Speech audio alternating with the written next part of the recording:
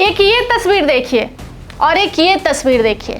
एक तरफ राबड़ी देवी है और एक तरफ विभा देवी। विभा देवी, मैं विधानसभा के सदस्य निर्वाचित हुई हूँ। मैं ईश्वर से सदस्य लेती हूँ। मैं ईश्वर का विधि द्वारा हफीज करती हूँ हुई हूँ।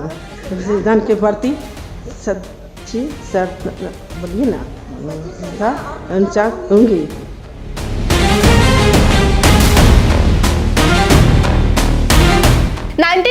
में जब पहली बार राबड़ी देवी सीएम पद का शपथ ले रही थी और राजभवन के अंदर उनके हाथ में एक शपथ पत्र था, उस पत्र को पढ़ना था और शपथ लेना था, लेकिन राबड़ी देवी शपथ सही तरीके से नहीं पढ़ पाई।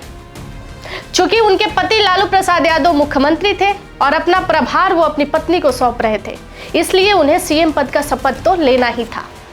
अब दूसरा एक तस्वीर जो कल से बिहार विधानसभा के अंदर शीतकालीन सत्र चल रहा है और सभी विधायक शपथ ले रहे थे, उसी दौरान नवादा की जीती हुई विधायक विभा देवी का भी बारी आया। और जब विभा देवी अपने सीट पर शपथ लेने के लिए खड़ी हुई तो उन्होंने कहा कि ये छोटकी तनी पढ़ के बतावा। उनके बगल में एक महिला बैठी थी जिसको वो संबोधित करती है कि ये छोटकी थोड़ा पढ़ के बतावा। उनके हाथ में शपथ पत्र तो था लेकिन वो पढ़ नहीं पाई, उनका एक भी वर्ड सही तरीके से नहीं निकला और उसके बाद लोग उन्हें ट्रोल करना शुरू कर दिए कि ये कैसी महिला है, ये नीतीश कुमार ने किसको टिकट दिया था, ये महिला जीती कैसे, इसको वोट किसने किया, कि विधायक कैसे बन गई। तमाम तरह के कमेंट जो है वो विभा देवी के लिए लोग करने लगे और सोशल मीडिया पर वीडियो तेजी से वायरल हो गया। लोग उस दिन को याद कर रहे हैं जब पहली बार राबड़ी देवी बिहार में सीएम पद का शपथ ले रही थी और 3 बार वर्ड फंसने के बाद भी वो सही तरीके से शपथ पत्र नहीं पढ़ पाई थी। अब लोग कह रहे हैं कि ये दूसरी राबड़ी देवी है जो विधानसभा के अंदर अपने हाथ में शपथ पत्र लेने के बाद भी शपथ का एक भी शब्द नहीं पढ़ पाई और एक भी वर्ड उन्होंने सही से नहीं पढ़ा। लोग कह रहे हैं कि नवादा का विकास होगा कैसे, कौन करेगा नवादा का विकास, जो सही तरीके से शपथ नहीं ले पाया वो क्षेत्र की जानकारी क्या रखेगा। देखिए, उनके बारे में बोलने या जानने से पहले सबसे पहले एक बात समझ लीजिए।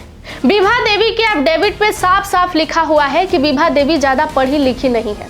उनके सिग्नेचर से भी ये साफ पता चल रहा है कि विभा देवी के अक्षर कितने क्लीन है और वो कितना पढ़ी होंगी और उन्होंने अपने बारे में कुछ छुपाया नहीं है, कुछ झूठ नहीं लिखा है। विभा देवी के बाहुबली हस्बैंड राजवल्लभ यादव जो पहले राजद के कतावर नेता थे, लेकिन साल 2025 विधानसभा से पहले उन्होंने राजद का दामन छोड़कर नीतीश कुमार का दामन थाम लिया। इनका राजनीतिक बैकग्राउंड अगर आप देखेंगे तो बहुत सारे उतराव चढ़ाव है। ये जेल का भी सफर काटे और कानूनन कार्रवाई भी खूब लड़े। उसके बाद जेडीयू से इन्हें टिकट दिया गया तो इन्होंने अपनी पत्नी विभा देवी को क्षेत्र में उतारा और ये विधायक बन के आई। जब विधायक बन के शपथ ग्रहण की बात आई और जब ये शपथ लेने पहुंची तो लोग इनको तमाम तरह की बातों से संबोधित करना शुरू कर दिए। लोग भारती रानी भी बोले। जब भारती रानी का वेब सीरीज आया और उसमें जो भारती रानी का रोल विधानसभा के अंदर दिखाया गया था, उन्होंने कहा कि वही सीन इस महिला को देखकर याद आ रहा है जिनका नाम है विभा देवी। विभा देवी बहुत सरल और बहुत प्यार से बगल में बैठी एक महिला को कह रही है कि छोटकी तनी मदद कर दा, थोड़ा पढ़ के सुनावा। लेकिन बगल में बैठी महिला जो थी वो काफी पढ़ी लिखी थी और उन्हें अपने शपथ पत्र का लिखा एक एक शब्द याद था। उन्होंने बोलकर सहयोग करने की कोशिश तो की, लेकिन विभा देवी उस शब्द को पकड़ नहीं पाई और उनका मजाक बन गया। लोग कहने लगे कि ऐसे व्यक्ति क्या क्षेत्र का विकास करेंगे जिससे खुद ही नहीं पता। देखिए, इतिहास कभी ना कभी एक नई तस्वीर जरूर दिखाती है। 1997 में आपने इसी अवस्था में राबड़ी देवी को देखा था जब वो हिंदी शब्द नहीं पढ़ पाई थी और ठीक आज आपने 18वीं विधानसभा के अंदर विभा देवी को देखा कि हाथ में शपथ पत्र होने के बावजूद भी वो हिंदी पढ़ पाई। और ठीक राबड़ी देवी का याद आता है, वो भी इसी तरह सीधी पल्ले में खड़ी कॉटन साड़ी में हाथ में शपथ पत्र लिए राज्यसभा के अंदर शपथ ले रही थी और ये महिला विभा देवी भी वैसी सीधी पल्ला कॉटन साड़ी और हाथ में शपथ पत्र लेके खड़ी हुई। और ये दर्शाता है कि इतिहास की तस्वीरें कभी ना कभी दोबारा जरूर दिखाई देती है। लेकिन देखिए, उन्होंने सबसे बड़ी बात यह है कि उन्होंने कोई राजनीतिक छल नहीं किया है। उन्होंने ये नहीं कहा कि मैं बहुत ज्यादा पढ़ी लिखी हूँ। हालांकि आप सभी को भी पता है कि राजनीति में आपका बहुत ज्यादा एजुकेटेड होना मायने नहीं रखता है, ये आपका संविधान है। आप राजनीति लड़ सकते हैं, आपको अनुभव होना चाहिए।